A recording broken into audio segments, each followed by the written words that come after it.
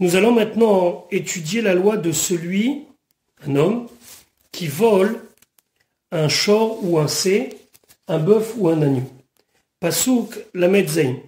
Ki ignov ish, lorsqu'un homme volera, shor ou sé, un bœuf ou un agneau, ou tevacho, et il l'égorge, au mecharo, où il l'a vendu, chamisha bakar yishalem, il payera 5 bœufs tachat shor en compensation à la place du shor, du bœuf, du taureau qu'il a volé, ve'arba, et 4 fois, c'est-à-dire 4 valeurs de mouton tson, tachatase à la place de l'agneau.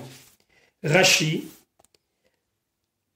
Chamisha Vakar, Amar Rabbi Yochanan ben Zakkai dit, pourquoi lorsque quelqu'un a volé un bœuf et qu'il l'a égorgé, il devra rembourser à son propriétaire 5 fois la somme, alors que si c'est un agneau, c'est 4 fois la somme. Rabbi Yochanan ben Zakkai dit une chose extraordinaire. Chas amakom al kvodam shel abriot. Akadosh Baruch Hu, il a pris en considération la dignité des créatures. Shor sheoler beraglav, un bœuf qui marche tout seul. Velo nidvazabo aganav, le voleur n'a pas été humilié, entre guillemets. Il n'a pas eu honte, il n'a pas dû prendre, par exemple, ce bœuf sur ses épaules. Non, il a simplement fait marcher devant lui, sans aucune honte, et il est rentré dans un endroit, il l'a égorgé. À ce moment-là, la Torah considère que puisque il n'a pas été humilié, les nas'o al-ketefo, de le porter sur ses épaules, mais shalem chamisha, là il payera 5 fois la valeur. C'est par contre pour un agneau, chez noso al-ketefo, que le voleur il est obligé de le mettre sur son épaule, sur ses épaules, mais shalem arba lui payera que 4. Pourquoi? On lui diminue une part. Au il venit bazabo, puisqu'il a eu un petit peu honte lorsqu'il a été obligé de mettre cet agneau sur son épaule. Et n'oublions pas, nous parlons ici d'un voleur. Mais Akadosh Baruch Hu a pris en compte ce moment où il a été un petit peu gêné. Rabbi Meir dit, Bo ur'e kama gadol kocha shel melacha. Bo, viens, ur'e et vois kama gadol, combien est important kocha shel melacha, la force du travail. Et lui, il va donner un autre raisonnement. Pourquoi on paye 5 fois pour un shor, pour un taureau ou pour un bœuf? Shor chez Bitlo Mimlarto, le bœuf, le taureau, dont on a empêché qu'il puisse travailler, Chamisha. Ça mérite une taxe supplémentaire où on va payer 5 fois la valeur de ce shor. C'est, par contre, l'agneau. Chez le Bitlo Mimlarto, il n'a pas été empêché de travailler. On ne travaille pas avec un agneau. Arba, donc, le manque est moins important et donc l'auteur du vol ne payera que 4 fois. Donc ici on a 2 visions, celle de Rabbi Yochanan ben Zakkai où on met en avant l'honneur entre guillemets du voleur et celle de Rabbi Meir où on met en avant plutôt le manque au niveau du travail de ce vol. Tachat ashor, tachat aseh, shenaham akatuv lomar, le Pasuk les répète ici pour nous dire She'en midat tashlum arba v'chamisha noeget, que ce remboursement de 4 ou 5 fois, c'est uniquement, et là, Béchor va bilvad.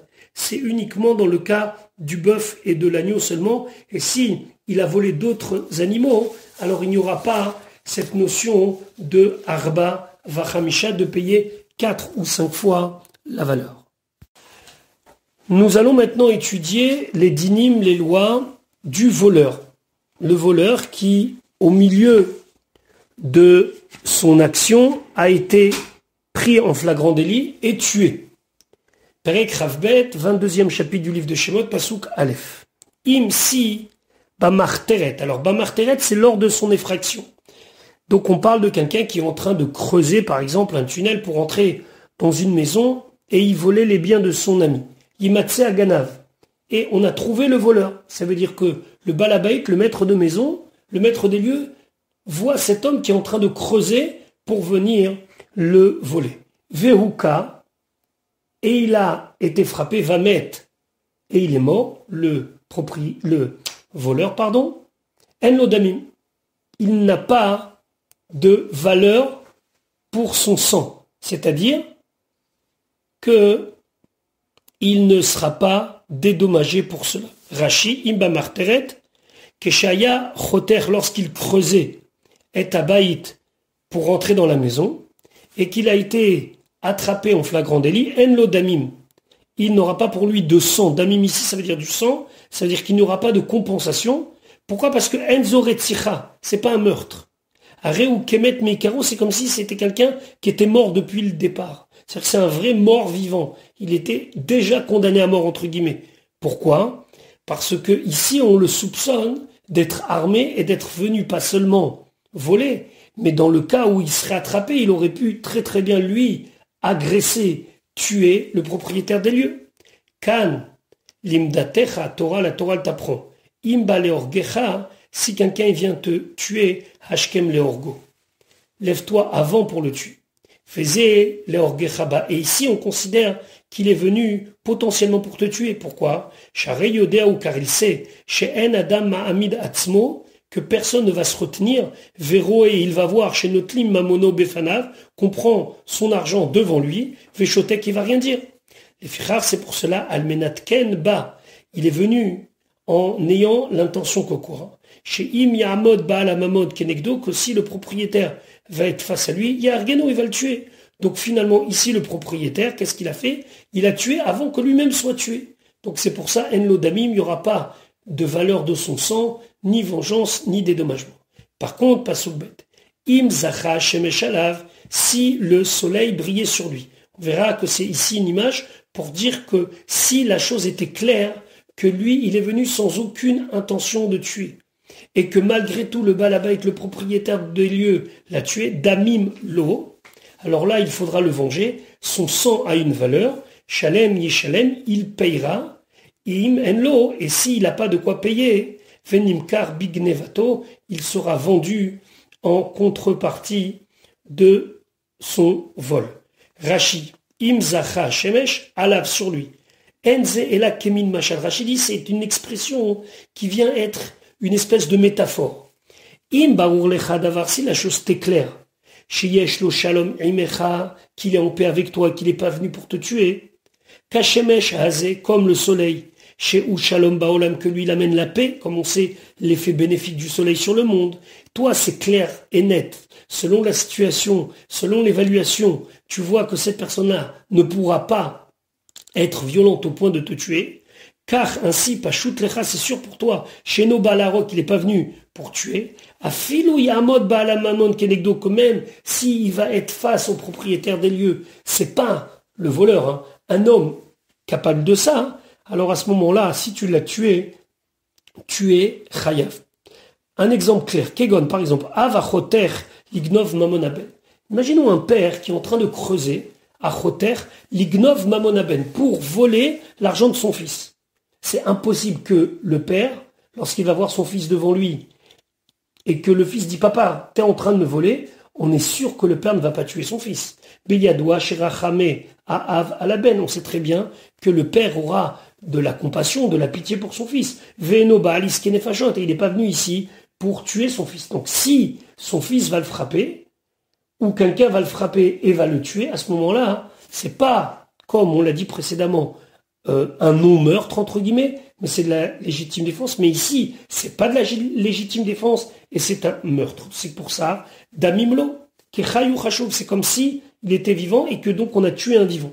Ou Retsichahi, c'est un meurtre. Imyar Genoubalabait, si le maître des lieux le tue, même si c'est pour se défendre. Parce que là, on parle d'une situation où même dans une cas de lutte, il n'y aurait jamais eu, de la part du voleur, à l'intention de tuer le balabay, de tuer le maître des lieux. À ce moment-là, Shalem Yishalem, alors il devra payer à Ganav, le voleur, Mamon chez Ganav, l'argent qu'il a volé, Ve'eno Chayav Mita, il n'est pas Chayav Mita. Fonkelos Tirgem, et Onkelos a dit, Im Ena, de Sahadeya, Nefalat Aloui, si l'œil des témoins est tombé sur lui. C'est-à-dire, la Kachlo Shita Acheret, il a pris une autre manière d'interpréter le pasuk. L'Omar est pour dire, chez Im Etsaou Edim Kodem, chez Babalabait, s'il y a des témoins qui l'ont vu en train de préparer son méfait avant le balabait, avant le maître de maison, ou que chez balabait negdo, et quand le balabait est venu face à lui, itrobo shelo yargeu, les édim lui ont dit non, ne le tue pas, nous sommes là, damimlo. À ce moment-là, hein, il faut le venger. Chayav alav im arago. Là, le propriétaire, ça s'appelle un meurtrier, et il sera responsable, coupable à ce sujet-là. Chez Meachar Shiesh Roimlo, puisqu'il y a des gens qui l'ont vu, En aganav azé ba aliske nefashot. C'est pas possible que ce voleur soit là pour le tuer. Velo ya roget balamamon. Et donc, dans tous les cas, il n'aurait pas tué le propriétaire des lieux, parce qu'avec des témoins, ça aurait été pour lui sur une condamnation à mort. Donc, le fait qu'il y ait des témoins, ça va enlever toute suspicion qu'il est là pour tuer. Et donc, si le propriétaire, lui, l'a tué, alors à ce moment-là, c'est quelque chose qui condamne le propriétaire comme un meurtrier. C'est ce qu'il dit, il y avait l'œil des témoins. Selon Rachi, on ne parle pas du tout de ça, on parle du cas où le voleur n'a pas de quoi payer. Donc c'est comme une autre parenthèse dans le cas, pour nous dire que dans ce cas-là, il est vendu. Le voleur est vendu pour rembourser son méfait. Donc ici, il y a deux sujets qui sont mêlés l'un dans l'autre. Il faut bien comprendre qu'il y a l'interprétation de Rachi, où Rachi prend ces mots-là pour dire un autre principe, et Onkelos qui lui continue dans la voie où on a expliqué, est-ce que c'était un voleur qui était capable de tuer le balabait, le maître des lieux ou pas? Et donc si le maître des lieux s'est défendu, il faut analyser est-ce que c'était de la légitime défense ou pas. Dans le cas où il y a des témoins, c'est sûr que c'est pas de la légitime défense, parce que l'homme n'aurait jamais tué devant deux témoins le propriétaire des lieux, parce que là, à ce moment-là, c'est lui qui serait chayav mita.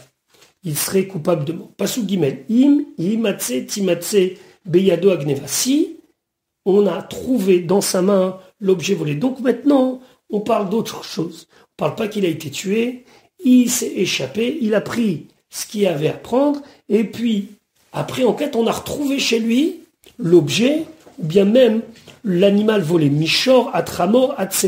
Que ce soit un bœuf, que ce soit un âne, que ce soit un agneau, chaim vivant, shenaim yeshalem. Alors là, concernant les animaux et uniquement les animaux, il y aura le din de kefel. On a vu précédemment que lorsque quelqu'un volait un animal, un shor ou un chamor, et qu'il l'égorgeait ou qu'il le vendait, il devait payer dans le cas d'un bœuf 5 fois la valeur, dans le cas d'un agneau, 4 fois la valeur.